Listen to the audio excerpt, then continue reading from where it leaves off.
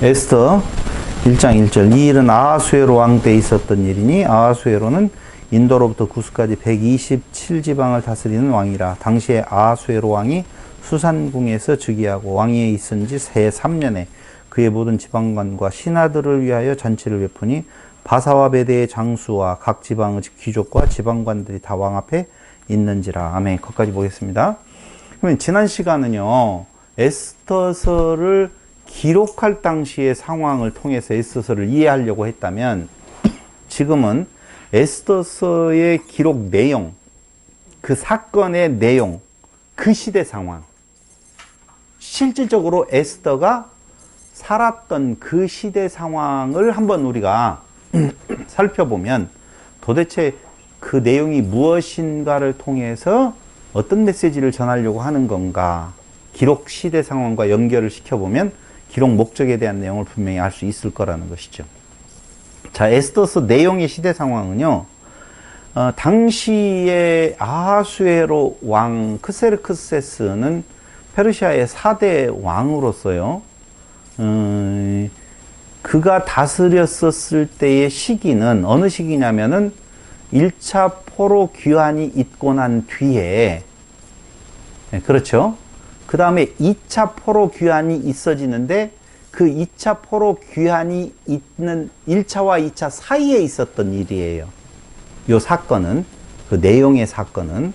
그래서 소수에 불과한 귀환자들이에요. 약 몇 명이라고 그러죠? 5만 명? 뭐 이렇게 이야기를 하거든요. 그러면 더 많은 사람들은 페르시아의 그 각도에 흩어져서 자기들의 그 생활의 터전을 버리지 못하고 그냥 눌러 살고 있는 때라고 보시면 돼요. 그러니까 신앙이 막 출중하다든가, 그들의 신앙이 남에게 모본이 되어질 정도로 뭐 훌륭한 내용은 아니라고 보시면 돼요.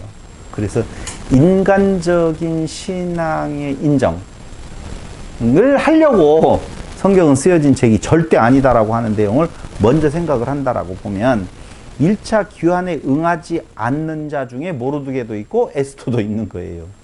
뭐 대단한 신앙인이라고 본받을 거 없어요. 그리고 에스더와 모르드게뿐만 아니라 훨씬 더 많은 유대인들은 그 자기 삶의 터전에 남아서 생활을 영위하고 있단 말이에요. 자, 보세요.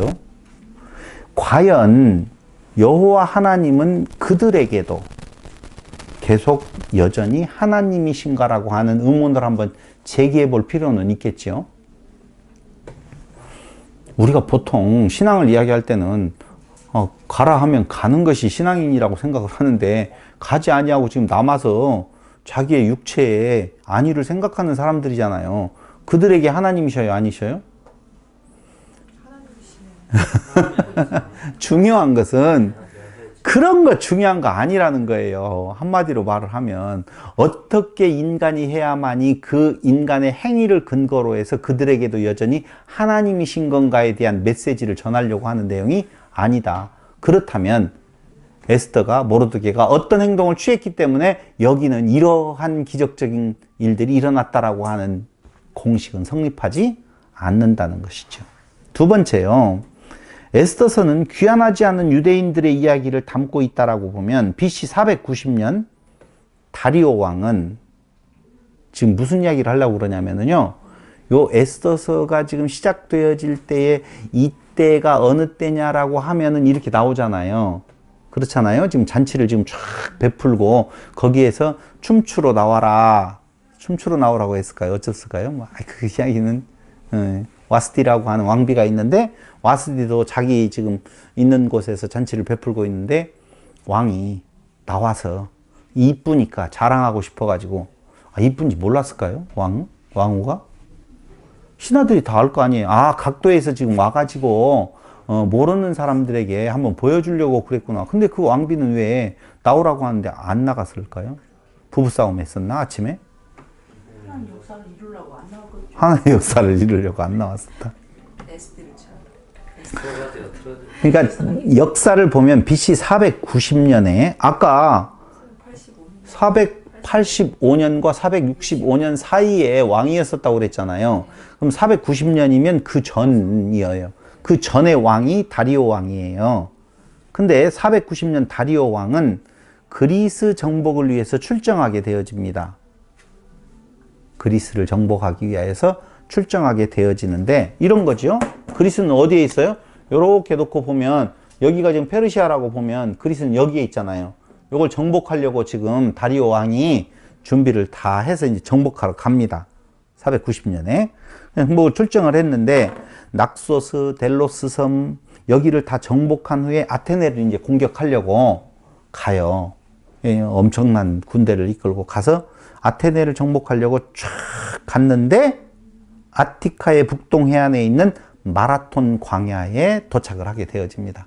벌써 마라톤 광야 하니까 뭐가 떠오르지요? 41.195던가요? 마라톤 전투라고 하는. 그것이 여기 이때예요. 이때 이야기예요. 우리 현대의 41.2195인가? 그 마라톤을 뛰는 첫 번째 기원이 요 전쟁으로부터 시작된 거예요. 기원전 몇 년? 490년에 마라톤 광야에 도착한 다리오 왕은, 다리우스죠. 왕은 이 마라톤 광야에서 전투가 벌어지는데 결과는 어떻게 되어졌느냐? 졌어요. 어떻게 알았어요? 줬으니까 지가 들고 가고 좀 많이 뛰어왔댔잖아요. 그리스. 마라톤? 아니요. 그 말이 아니었어요. 그리고 이렇게 싸우게 되어졌는데 전사자가 페르시아 군대가 약 6,400명. 아테네 그리스 군대는 192명이 죽어요. 그러니까 6,400년대 190명이 죽었으니까 당연히 페르시아의 패배가 되어졌겠죠. 그때의 그 전투에서 승리한 소식을 한 병사, 그 병사 이름이 페이디피데스라고 하는 병사가 40.195m를 달려가서 승리했습니다. 우리 군이 승전보를 알린 거예요. 그래서 그때의 이 전쟁의 승리를 기념해서 처음 시작한 것이 마라톤이다 해가지고 마라톤 전투라고 해요. 마라톤 광야에서 있었던 전투예요. 그런데 문제는 어디가 있냐면요. 그렇게 패배를 했잖아요. 다리오 왕이. 깔끔하게 패배를 했는데 그 뒤에 어떤 일이 벌어지느냐라고 하면 캄비세스 왕이 애굽을 정복을 했었는데 그 애굽 정복당한 이집트가 반란을 일으키게 되어져요. 반란을. 그러니까 이 다리오 왕 그 이후에요. 반란을 일으키고 이에 응징을 준비하던 다리오 왕은 그러니까 마라톤 광야에서 패배하고 다시 고토로 돌아와서 이제 어디를요? 그 위에 왕 캄비세스가 정복했던 이집트도 또 반란을 일으키니까 그것을 제압하기 위하여서 군대를 다시 일으키려고 486년, 제36년 그 이집트를 다시 가서 혼내주려고 준비하다가 죽어요. 누가? 다리오가. 마라톤 전투에서도 패하고 그 뒤에 이집트를 정복하려고 하려고 이집트를 반란을 일으켰던 자기들이 지금 정복하고 있는 땅이거든요. 거기를 다시 한번 혼내주려고 가는 전쟁을 준비하다가 다리오가 죽게 되어지고 누가 왕위에 오른다? 아하수에로 크세스가 왕위에 오르게 되어져요. 이때 왕위에 오르는 아하수에로는요, 네 번째 왕으로 등극을 해서 무슨 일을 첫 번째 하느냐라고 하면은 요거, 자기의 아버지가 패배했던 마라톤 전투에서 패배했잖아요. 그래서 그 패배의 복수를 위하여서 그리스 스파르타로 침략 전쟁을 시작을 해요. 여기로 다시 가서 아버지의 패배를 서력하기 위하여서 그 전쟁을 준비하는 거예요. 몇 년도에?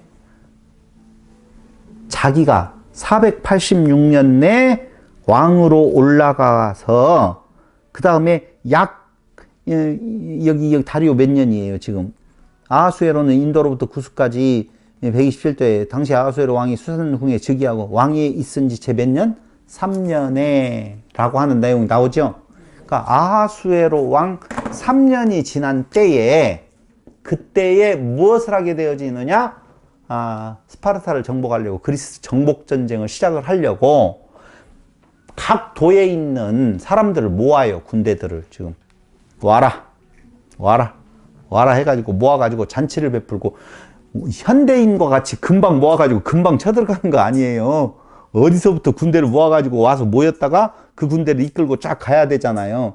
그러니까 그 기간이 굉장히 오래 걸려요. 군대를 모아서 집결해가지고 저 정복전쟁을 가기 위하여서는 어떻게 해야 돼요? 막 술도 마시고 막 으쌰으쌰 하고 이제 이런 일들이 지금 일어나고 있다는 것을 말씀을 드리는 거예요. 알았어요? 그래서 그 패배를 설복하기 위하여 스파르타로 침략하게 되어지는데 역사가들은 100만 군대라고도 이야기를 하고 뭐 70만이라고도 이야기하고 그것보다 적다라고도 이야기를 해요. 엄청난 군대를 일으켜서 스파르타로 쳐들어갑니다. 그때 나온 내용이 무슨 전쟁인 줄 아세요? 테르모필레 전투라고 해서 테르모필레에서 전투를 하게 되어지는데 이때도 그 역사에 대한 왜 300용사가 나타나는 건가에 대한 내용도 다 있지만 그 이야기를 하려고 하는 거지. 우리가 잘 알고 있는 300용사 전투 알죠? 영화도 나와 있었잖아요. 이게 레오니다스 왕과 300용사거든요. 스파르타의 300용사가 누구를? 크세르크세스를 대항해서 싸우다가 장렬히 전사하게 되어져요. 테르모필레스에서는 당연히 크세르크세스 여기 아하수에로 왕이 이기게 되어지는데 그 원정 전쟁이 몇 년 동안 있어졌느냐? 상당히 4년 정도 계속 그곳에서 전쟁을 하게 되어지거든요. 이해됐죠? 거기에서도 이겼을까요? 패배했을까요? 사실은 패배를 하고 돌아오기는 해요. 그러니까 그 전쟁 100만 대군이라고 하는 대군을 이끌고 전쟁을 가기 전에 그 각지에서 모여드는 군사들 있잖아요. 지금 모으고 있잖아요. 그때에 베풀었던 잔치가 지금 요 에스더서에 나오는 요 잔치라 그 말이에요. 이제 이해됐어요? 근데 이제 각국에서 오니까 각 지방에서 오니까 그들 앞에서 지금 잔치를 배설을 해놓고 많이 건하게 취해 있는데 너 우리 각시가 얼마나 예쁜지 모르지 하고 지금 나오라고 그래요. 나오라고 그러는데 안 나오네? 쪽팔렸잖아. 근데 왜 안 나왔을까? 사람들이 많이 궁금해해요. 컨디션이 안 좋아. 어떤 학자들을, 그러니까 이렇게 이 학자들이 이렇게 나오는 이유는 뭐가 있냐면요. 그래도 뭔가 그럴듯한 이유를 대야만이 좀 속이 시원하잖아요. 그래서 학자 중에 어떤 학자들은 뭐라고 이야기해요. 그래도 이게 가장 그럴듯하게 들리는 이유인데 그게 뭐냐면은 나체춤을 추게 했다는 거예요. 자기 각시를? 왕비를. 사람 많은 데서? 아니, 그러니까 술이 거나하게 취하니까 그 왕비가 그렇게 아름다웠다고 그랬잖아요. 얼굴만 아름다운 것이 아니라 몸매까지 다 보여주려고 아주 아름다운 모습을 그냥 그때는 뭐 그게 그렇겠어요. 그러니까 그렇게 했는데 왕비가 그것을 왕후가 그걸 거절했다는 것이죠. 난 그렇게는 못합니다. 라고 하는 쪽에서 정숙한 여인이었는가 봐요. 왕이 하라 뭘 것이지. 그래서 그 왕비를 어떻게 하고요? 폐위시키고 새로운 왕비를 뽑는 절차를 진행을 해요. 근데 이 왕후를 다시 선출을 하게 되어질 때 그냥 자 됐다 끝났다 이런 것이 아니고 몇 년에 걸쳐서 나와요. 역사상으로 보면은 대상자들을 뽑아서 그들을 잘 어떻게 해요? 훈련을 시킨다고요. 일정한 기간 동안 훈련을 시키고 난 뒤에 왕의 처소에 들게 만들어서 왕이 그 다음에 또 부르면은 마음에 있다는 것으로 알고 그를 아내로 맞아 드리게 되거든요. 그러니까 이런 절차를 거치고 난 뒤에 어떻게 했다고요? 출정을 갔다가 4년 뒤에 돌아와서 그 다음에 무슨 일이 벌어지는 건가? 바로 에스더가 그 왕 처소에 들어가게 되어지고 다시 에스더를 불러서 왕비에 등극하게 되어진다. 이해됐죠? 이제 4년 동안 전쟁을 마치고 돌아온 뒤에 새롭게 뽑은 에스더하고 결혼하게 되어지고 에스더는 그때 정식 왕비에 오르게 되어진다. 이게 2장의 내용이에요. 1장은 아까 출정하기 전 내용이었었고. 그래서 유대의 멸망당한 이때에 봐봐요. 에스더는 왕비가 되어지는데 그때의 모르드게라고 하는 존재가 왜 중용하게 되어지는 건가 아시죠? 왕을 죽이려고 하는 음모를 알려주어 가지고 목숨을 구하게 되어지고 나중에 기억나게 만들어 가지고 그렇게 저렇게 너무 이제 뻔한 스토리가 전개되어지죠. 그 중에 한 사람이 누구냐면은 바로 아말렉 사람, 아말렉의 후손이라고 하는 하만이라고 하는 존재가 등장하게 되어져요. 이도 역시 페르시아 왕의 중용을 받아서 왕 다음으로 높은 자리에 있어서 그에게 절하는 것이고 나에게 절하는 것이다 해가지고 높은 자리에 했는데, 아니 모르드게가 자기를 보고 절하지 아니에요. 그래서 이게 3장에 대한 내용이에요. 내용으로 보면. 그러니까 6장을 기준으로 놓고 보아서 6장 1절까지를 저는 하만에 의한 유대인들의 몰살 위기가 있다라고 보면 6장 1절 이후에는 위기에서 구원하시는 하나님의 모습이 나타나는데 하나님의 이름도 없고 아무것도 없어요. 그런데 그 위기에서 벗어난 부분이 되어졌다라고 하는 내용. 끝. 에스더서 다 끝났어요, 내용. 이제 어떻게 하면 좋아요? 자세히. 아주 너무 쉬워요. 그러니 잘 봐봐요. 할 일이 별로 없다고 그랬어요. 6장 1절을 중심으로 해서 딱 둘 내용이라 그 말입니다. 근데 이때의 이 사건이 에스더서를 기록한 기록자에게는 도대체 어떤 의미가 있었기에 바로 주전 2세기 그 상황에서 이 내용이 필요했었느냐 그 말입니다. 그러니까 인간의 어떠한 악한 괴계가 있다 할지라도, 봐봐요, 있다 할지라도 이 말은요, 하나님의 계획의 방해자로 쓴다는 의미지, 이스라엘이라고 하는 나라를 정말 하나님이 생각을 하셔가지고 그들이 망하면 안 된다라고 하는 쪽에서 하나님의 이렇게 역사하셨다라고 하는 내용을 말하려고 하는 것이 아니라니까요. 역사는 지금 아담으로부터 시작된 역사가 아브라함으로 가고 아브라함과 다윗을 통하여서 지금 예수에게까지 오게 되어질 때에 그 선상에서에 대한 이스라엘의 보존의 의미는 어디에 있느냐? 예수 그리스도가 오실 길에 대한 예비거든요. 근데 그걸 하만이 어떻게 해요? 막으려고 했었을 때에 나타나는 것은 육적 이스라엘의 멸망으로 나타나지만 그 숨어있는 뒤의 배경은 바로 하나님의 계획의 단절이에요. 그러니까 하나님은 당신의 그 구원 계획을, 창조의 계획을 절대 중단 없이 이루어 가시는 분이시기 때문에 아무리 힘이 강하고 어쩌고 저쩌고 한다 할지라도 그것을 무의로 돌리셨지 않느냐. 이스라엘 백성들아, 지금 그러한 크세르크세스나 아니면은 무슨 전쟁? 마카비 전쟁이라고 하는 혼란한 시기에서 앞날이 깜깜하게 보인다 할지라도 하나님은 당신의 계획을 중단 없이 이루어 가시는 분이니, 두 가지예요. 하나는 그 백성들에게 견뎌라, 힘내라 라고 하는 메시지도 있지만 정확하게 더 목적을 이야기하면 그러하신 하나님을 어떻게 하는 거예요? 드러내 계시해 주는 거예요. 당신의 계획을 중단 없이 어떤 상황에서도 그 일은 계속 이루어져 가고 있어요. 봐봐요. 지금 하나님이 이루실 내용은 뭐예요? 지금 현 시대에 하나님이 하시는 일은 뭐냐고요? 하나님이 지금 무슨 일을 하세요? 새 창조에 대한 내용을 이루어 가시잖아요. 구원에 대한 내용. 근데 그 구원, 창조라고 하는 부분에 대한 내용이 지금 우리 눈앞에서 하나님의 이름을 걸고 뭐가 번쩍번쩍 보이냐고요. 지금 새로운 성경이 쓰여지냐고요. 안 쓰여지잖아요. 그러니까 선지자도 없고 그때 당시에 주전 2세기에 기록되어졌던 그 내용은 그나마 있었지만 지금은 성경 기록도 없잖아요. 그런데 하나님의 역사는 계속 이루어지나요? 하나님 계속 일하시나요? 일하고 계시는 것이죠. 뭐가 없어도 여호와 이름이 안 나타나도, 엘로힘이 안 나타나도. 그래서 제가 처음에 이야기할 때 그 이야기를 한 거예요. 지금 현대인들에게 있어서 굳이 우리에게 힘내라 힘으로서의 한 권의 책을 선택하라고 한다면 뭐? 에스더.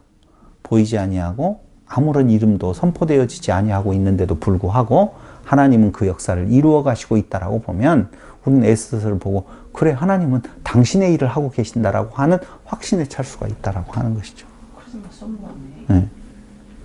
안 그래요? 하나님이 있으면 어떤 사람은 그러잖아요. 오늘 당장 하나님의 음성이 들렸으면 좋겠다고 그러죠. 그 사람들에게는 에스더서를 한번 읽어보라는 것이죠. 민족의 그 위기 속에서도 하나님은 당신의 이름을 전혀 드러내지 아니하시고도 당신의 하시는 일을 중단 없이 이루어 가신다 그 말이에요. 그러니까 하나님 꿈속에서 안 봐도 돼요. 음성 안 들어도 돼요. 그렇죠? 이미 기록된 완성되어진 성경을 통하여서 당신을 드러내어 다 선포하고 계시는데 그걸로 만족하지 못한다고요? 그럼 이제 귀신 보는 거예요. 귀신 보는 것이죠. 자, 문제는 어디냐 이거예요. 오늘 에스더는 다 끝났어요. 더 뭘 설명을 해요?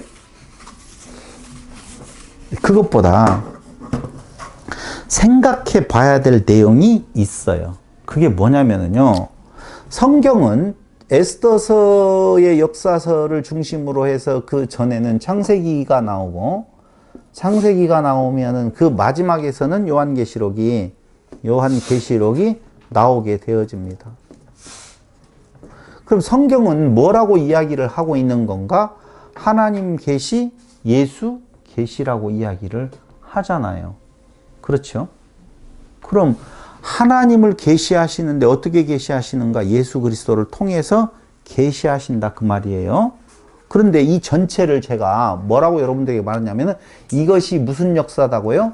창조의 역사다라고 이야기를 했어요. 창조는 무엇을 창조하는 건가? 이런 거예요. 티끌과 같은 바닷속 존재, 아무것도 아닌 존재, 죽기에 태어난 짐승과 같은 존재들이에요. 그 존재를 뭘로 만들어 가신다? 굳이 하나님이라고 하면 자꾸 거부감이 있으니까 하나님의 자녀, 하나님의 지체로 만들어 가신다. 그걸 얼른 다른 말로 바꾸면 하나님 되게 하신다. 지금 그 말이에요. 하나님 되게 하셔요. 하나님 되게. 이게 창조란 말입니다. 그럼 본래의 인간이 어떤 모습이었느냐라고 보면 우리는 인간을 이야기할 때 2분설, 3분설을 이야기하죠. 못 들어봤어요? 영, 혼, 육이냐 아니면은 영과 육이냐라고 하는 쪽에서 영과 육 사이에서 혼이 생겨난다 뭐 이렇게 이야기를 해요. 근데 영혼 육이 맞냐 영육으로 되어 있느냐 이런 거 가지고 싸울 것 없어요. 그럼 뭐 어떻게 돼 있어요?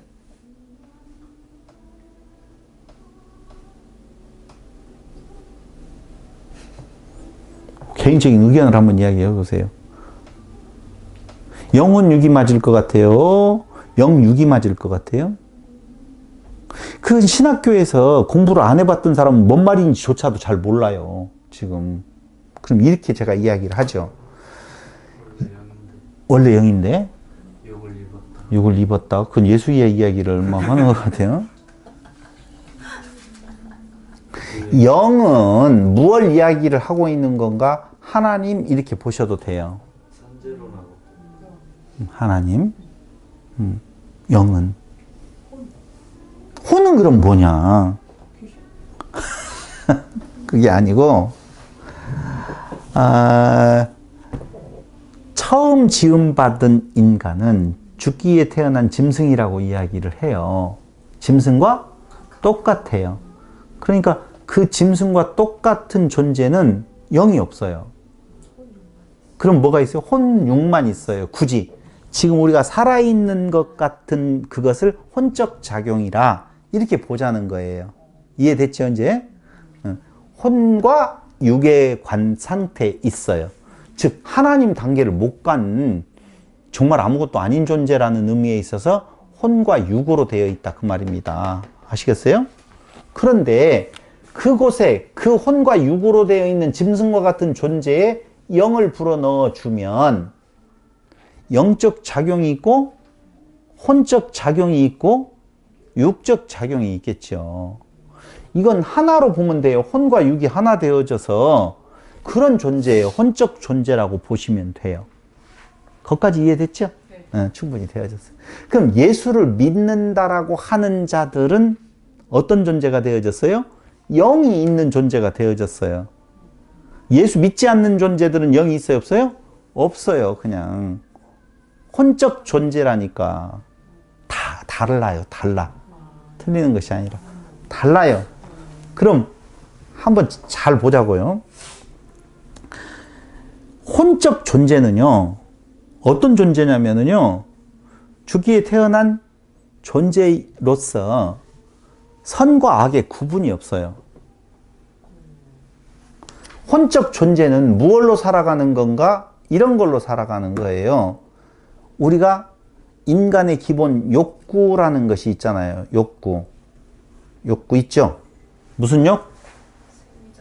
생적 욕구. 아, 이거 수준이 높아요. 식욕. 있죠? 성욕. 수면욕.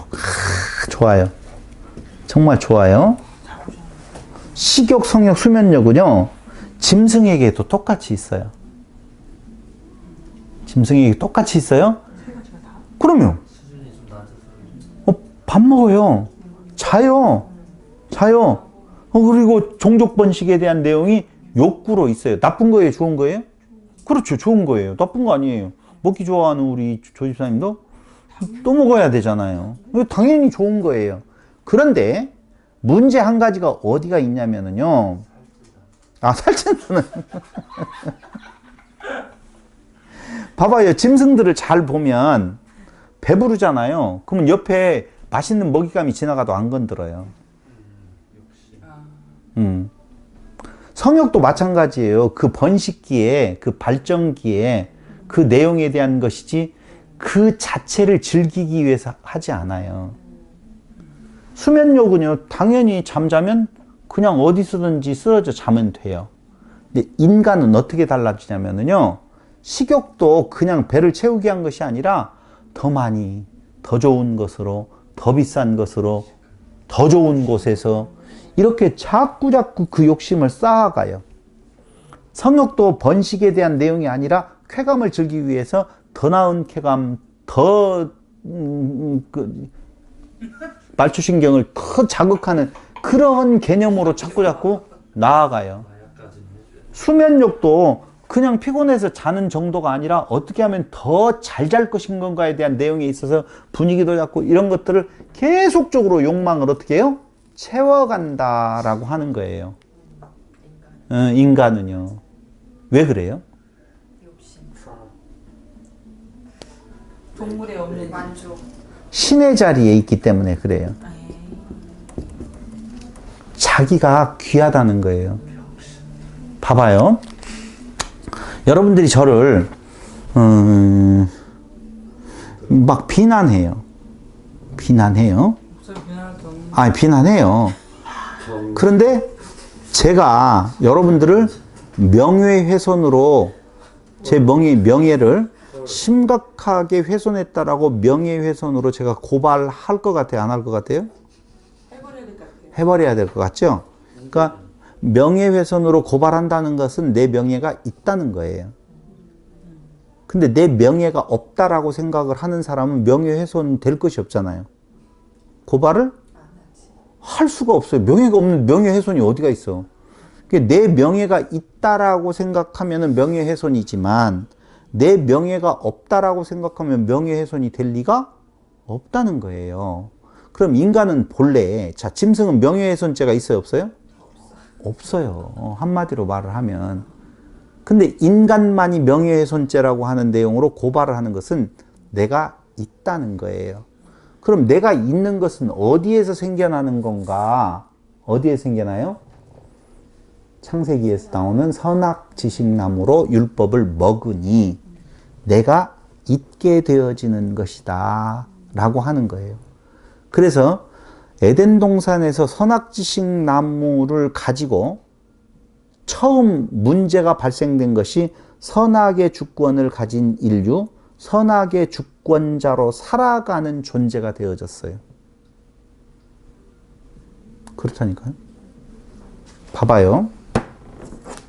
에피쿠로스라고 하는 사람이 이런 문제 제기를 했네요. 제가 이건 카피를 했어요. 어떻게 카피를 했냐면은, 한번 읽어줄게요. 재밌어요. 신은 악을 막을 의지는 있지만 능력이 없는 것인가? 잘 들어보세요. 에피쿠로스가 뭐라고 이야기했냐면은 신은 악을 막을 의지는 있지만 막을 능력이 없는 것인가? 그렇다면 그는 전능하지 않은 것이다. 악을 막을 의지는 있지만 그 악을 막을 수 있는 힘이 없어서 악이 판치도록 놓아뒀다라고 보면 신은 전능하지 않다. 두 번째, 악을 막을 능력은 있는데 의지가 없는 것인가? 그렇다면 그는 악한 것이다.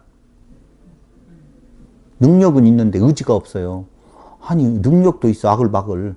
그런데도 불구하고 악이 판치도록 놓아뒀으면 의지가 없다면 그는 악한 존재라니까. 세 번째, 악을 막을 능력도 있고 의사도 있는 것인가? 그렇다면 도대체 이 세상의 악은 어디에 기인한 것인가? 능력도 있고 막을 의지도 있다면 왜 이렇게 악이 판치느냐 이거예요. 그렇죠? 그렇다면 도대체 이 세상의 악은 어디에서 온 거야?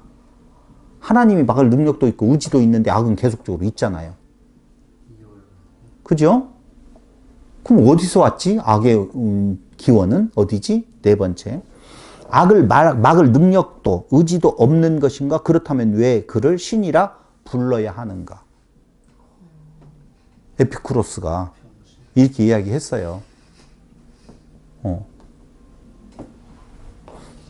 이 말이 무슨 말이냐면요, 세상을 지금 에피쿠로스는 뭘로 보냐면요, 악이 지금 판치는 세상으로 보는 거예요.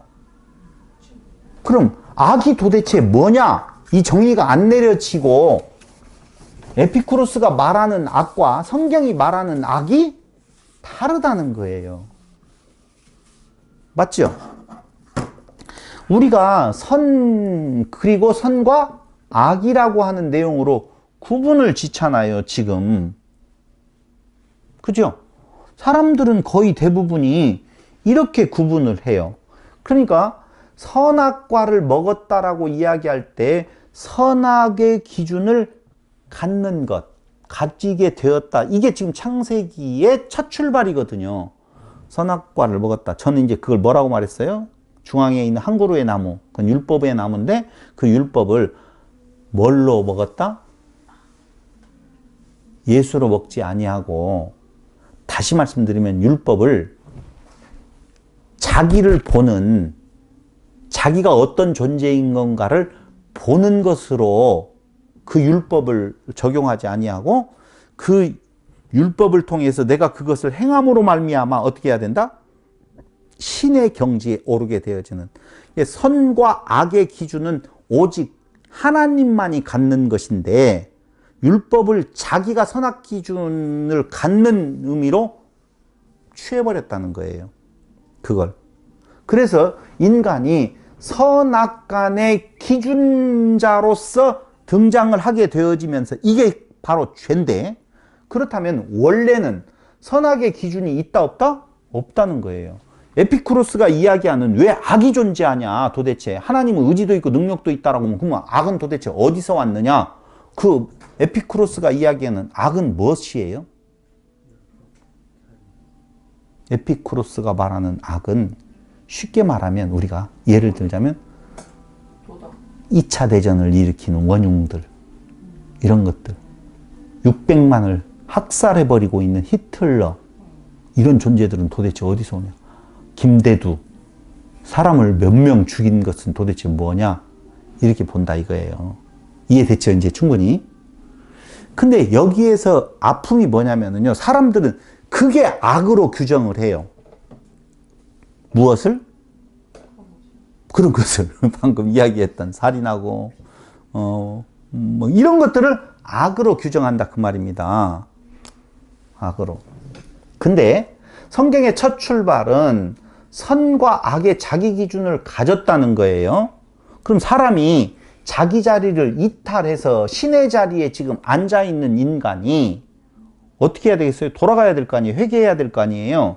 그럼 그 자리에서 돌아가면 우리는 회개라고 하는 단어를 쓰는데 회개는 돌이킴이 돌아간다는 건데 거의 회개를 이야기하면 우리가 지금 에피쿠로스가 말하고 있는 그 악한 행동에 대해서 회개한다니까?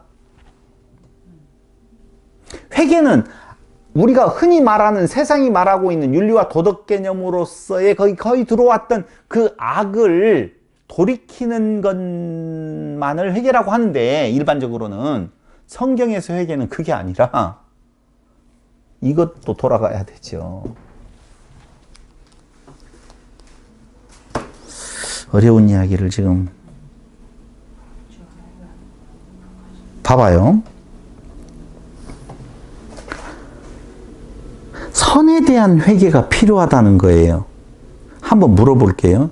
유대인들은 율법을 잘 지켰을까요? 안 지켰을까요?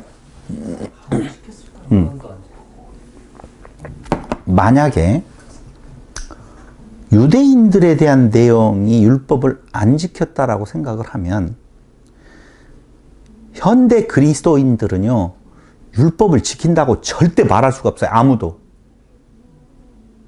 우리는 굉장히 착각을 불러일으킨 것이 뭐냐면은 바리새인들을 향하여서 예수님이 책망하시니까 그들이 율법을 그냥 겉으로만 어영부영. 그러니까 왜 제가 지금 말라기서에 대한 내용을 뒤로 미뤄서 중간사로 같이 연결시켜서 중간사는 한 번에 끝날 내용은 아닌데 그쪽으로 가려고 그러냐면은 너희가 11조를 드리지 않았다라고 이야기를 하잖아요. 그렇죠? 그 11조를 드리지 아니했다. 이도 행하고 저도 버리지 말아야 할지니라라고 이야기할 때에 그 11조라고 하는 개념의 율법이죠. 그렇죠? 율법으로서의 11조를 드렸을까요? 안 드렸을까요? 말라기에서 안 드렸다라고 눈먼 것 드렸다라고 이야기를 하잖아요. 근데 예수님이 그렇게 얘기할 때 우리 11조도 다 드렸고 다 드렸습니다. 라고 덤비잖아요. 그러니까 이도 행하고 저도 버리지 말아야 할지니라라고 이야기를 하잖아요. 그 말은 무슨 말이냐면요, 그걸 버렸다라고 하는 것에 대한 책망이에요.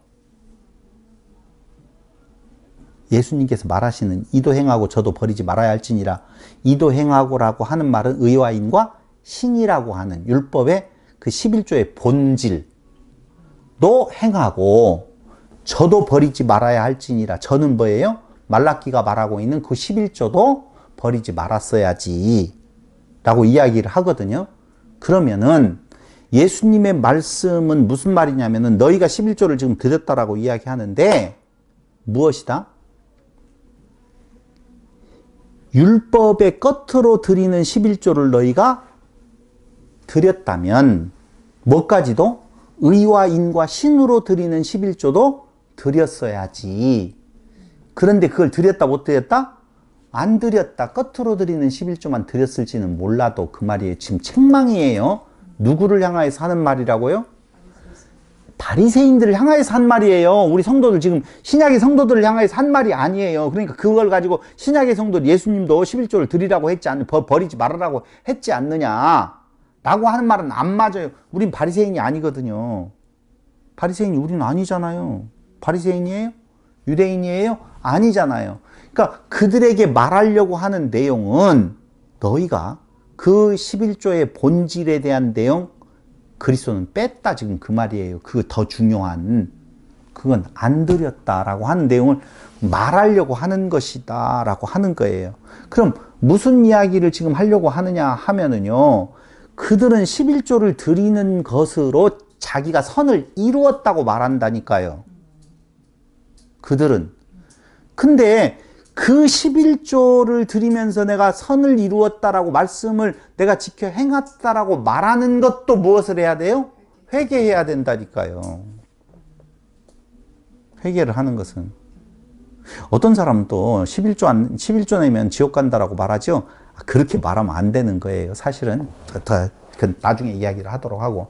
그러니까 지금 여러분들에게 지금 말하고 싶은 내용은 무슨 말이냐면요, 율법적인 삶, 선하게 살아간다고 자부하는 유대인들이에요.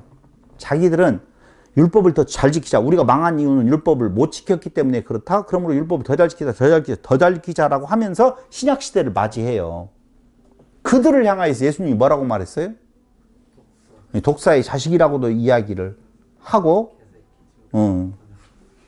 독사의 자식이라고도 이야기를 하고, 이미 하나님의 외식하는 서기관 바리새인이라고도 이야기를 하고, 심판이 너희 위에 놓여져 있다라고 지금 말을 하거든요. 그런데 5장 마태복음 5장 20절 한번 보세요.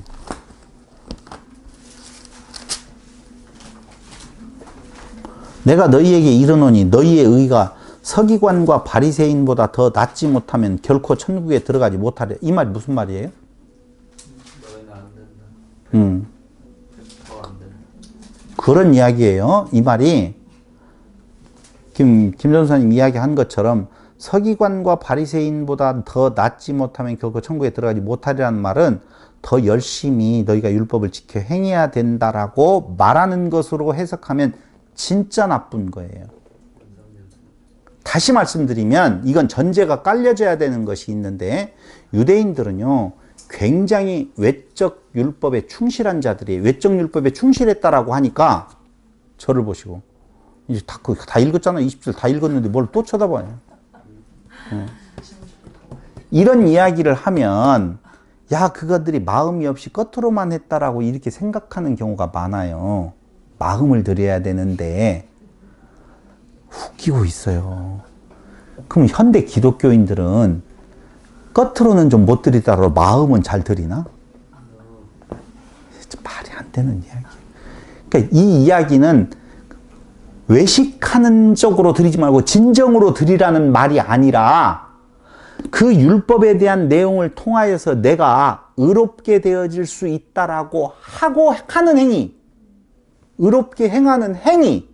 그러니까 유대인들이요, 나는 어땠습니다? 가난한 자를 돌아보고 기도도 하고 11조도 하고 다 했습니다라고 하는 우리가 일반적으로 교회 생활에서 인정해주고 있는 행동들을 유대인들이 굉장히 철저히 잘했다니까요. 그런 부분에 대한 내용도 회개의 대상이라니까. 회개는요, 선과 악이라고 하는 것도 회개의 대상이지만 선이라고 생각하는 것도 회개예요. 그러니까 이렇게 말하니까 헷갈리잖아요. 선과 악의 기준을 두고 내가 행하는 모든 행동들이 다 하나님 보시기에 악한 거예요. 자리를 이탈한 거라고요. 네가 할 짓이 아니야. 너는 할 수 있는 존재가 아니에요. 선과 악을 낼 수 있는 존재가 아니에요. 그러니까 봐봐요. 선악 지식이 있기 전에 죄가 있었어요, 없었어요?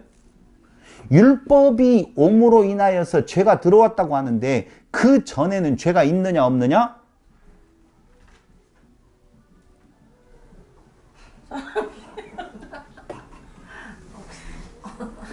사람이 이렇게 전혀 없을 것 같고요. 그러니까 율법이라고 하는 것이 죄가 죄되게 만들려고 준 거예요. 그 말은 무슨 말이냐면 죄가 따로 있는 것이 아니라 하나님이 너희는 아무것도 아니야 라고 하면 아무것도 아닌 존재라니까. 아무것도 아닌 존재예요. 죽기에 태어난 짐승이라니까. 그런데 그들이 율법을 딱 주니까 너희 그 모습이 너희 모습이야 하고 알으라고 주었는데 그것을 알으라고 준 것을 가지고 자기가 신의 자리로 가버렸다니까. 그러면서 자기 기준으로 선과 악이라고 하는 것을 막 행해요. 그 사람들은 이 기준에 따라서 이건 선이고 이건 악이다라고 하면서 이건 행하면 안 되고 이건 행하라라고 이야기를 하잖아요. 이것 자체도 회개의 대상이라니까. 원이치로 너희는 그 기준을 갖고 있는 존재가 아니야 라고 하는 거예요. 그래서 성경은 뭐라고 해요? 자기를 어떻게 하고? 부인하고 자기 십자가를 지고. 이 부인이라고 하는 내용은요 이런 거예요. 나는 어떠한 행위로도 의를 이룰 수 있는 존재가 아니네요, 그 말이에요. 자기를 부인하라고 하니까 뭐 이상한 부인하고 있는데 그게 아니고 구원에 이르는 어떠한 일을 낼 수 있는 존재가 아닙니다 라고 하는 거라니까요. 그러니까 사람들은 거룩을 흉내내요.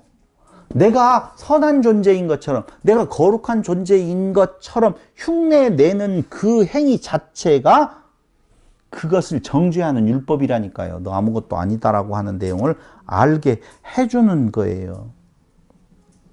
너희가 서기관과 바리새인보다 더 낫지 못하면, 서기관과 바리새인의 의보다도 더 낫지 못하면, 그럼 더 나을 수 있다 없다?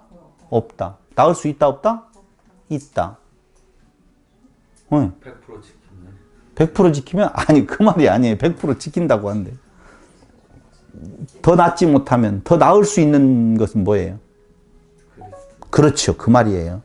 더 나은 의는 예수 그리스도의 의 외에는 없어요. 그렇기 때문에 너희들의 어떤 의가 아니라 완벽한 의, 더 나은 의, 그게 누구라고요? 예수 그리스도의 의 아니면 율법의 어떠한 행위 다 지킨다? 우리는 흔히 뭐라고 이야기했어요? 다 지킬 수 없다라고 말을 했지만 그걸로 지키고 안 지킬 수 있는 내용이 아니라는 거예요. 한마디로 말을 하면.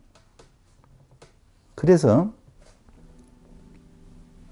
인간은요, 자기의 부끄러움을 어떻게 해요? 가리려고 나뭇잎으로, 그때 나뭇잎은 나뭇잎이 아니지만 가리잖아요. 끈을 해가지고 부끄러움 가린다라고 하는 그 행위 자체가 바로 뭐예요? 자기 의를 세우려고 하는 행동이에요. 그러니까 어떻게든 내가 내 그 죽음에 이르는 죄를 가려보려고 선한 행동을 한다라고 공덕을 쌓아본다라고 하는 모든 것들이 다 뭐예요? 죄예요. 왜 이 말을 지금 하냐면요, 이건 다음 시간에 이야기는 할 거예요. 왜 에스더로 가다가 왜 갑자기 그쪽으로 빠져갔느냐라고 이야기를 하는 건데, 에스더서를 통하여서 인간의 행위에 대한 내용이 나올 수 없다는 거예요. 그걸 강조하는 내용이 전혀 아니라는 거예요. 인간은 그렇게 할 수 없다니까요. 에스더가 죽으면 죽으리라고 하는 내용이 신앙의 본이 되어지는, 신앙을 본받자라고 하는 말하는 것은 다 꽝뻥이에요. 그럴 수가 없다고요. 모르드게의 어떤 지혜, 그런 거 다 필요 없다, 그 말이에요. 그럼 야고보서에 이런 말이 나와요. 뭐? 행함이 없는 믿음은 죽은 것이요, 행함으로 믿음을 증명하라 라고 이야기를 하죠. 너희 믿는다 하면서 어찌 믿지 않는 자들과 똑같이 사느냐, 그 말이거든요. 그러면서 아브라함 이야기를 하고 라함 이야기를 해요. 그렇죠? 근데 그 아브라함 이삭을 바치는 것에 대해서 사람들이 뭐라고 하냐면 자기에게 가장 소중한 것을 드렸다, 이렇게 나가잖아요. 왜 지금 이 말을 하는지도 알겠죠? 에스더가 목숨을 내걸고 가서 그 일을 했기, 말이 안 된다니까요. 아브라함이 이삭을 드렸기 때문에, 가장 소중한 걸 드렸기 때문에 하나님의 인정을 받아서 믿음의 조상이 되었다라고 말하지, 제발 좀 말을 하는 거예요. 아니, 그게 아니라니까. 그럼 뭘 이야기를 하고 있는 건가? 오늘 야고보서에서 말하고 있는 내용은 행함이 없는 믿음은 그 자체가 죽은 것이라 행함으로 믿음을 증명하라. 믿는다 하면서 어찌 믿지 않는 자들과 똑같이 사느냐라고 이야기할 때에 그 행함은 그동안에 이 선악지식 나무를 먹은 자들이 행하고 있는 선이라고 하는 것들을 자꾸 내는 행위가 잘못됐다는 거예요. 그럼 어떤 행위여야 돼요? 자기를 부인하고 자기 십자가를 지고라는 것이니까. 그러니까 너의 그 행위가 아니라 행함으로 증명하라고 하는 것은 무슨 행함? 자기를 부인하는 행함이에요. 내 의가 없음을 드러내는 거라니까요. 에스더서를 보고요, 에스더의 신앙을 본받자라고 말하는 것이 아니라 거기에 드러나신 하나님이 증거되어질 내용이지, 인간의 어떤 행함이라고 하는 윤리와 도덕적인 개념으로서의, 율법으로서의 그것을 말하는 것이 아니라는 거예요. 봐봐요. 예수 믿는다라고 할 때 거듭난 중생자라고 말을 하잖아요. 중생자는 중생하기 전하고 후하고 달라요? 같아요? 달라야 돼요? 같아야 돼요? 달라야 되죠. 당연히 달라야죠. 다르는 것을 뭘로 알 수 있어요? 그 행함 나와요. 맞아요. 일단 이론적으로 맞아요. 행함으로 증명하라고 그랬어요. 행함으로 증명하라고 그랬어요. 근데 그 행함이 뭐냐 이거예요.